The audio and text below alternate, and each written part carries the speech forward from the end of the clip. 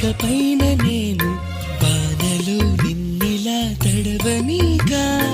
నిన్నొదిలి క్షణమైన అసలుండలేను, చిరునవ్వు నవ్వుతాను పెదవంచున. నీ లేత చెక్కిళ్ళ వాకిళ్ళలోనే తొలి సిగ్గునే నవ్వనా. నీ కళ్ళతోటి నా కళ్ళలోకి చూస్తేనే చంద్రోదయం.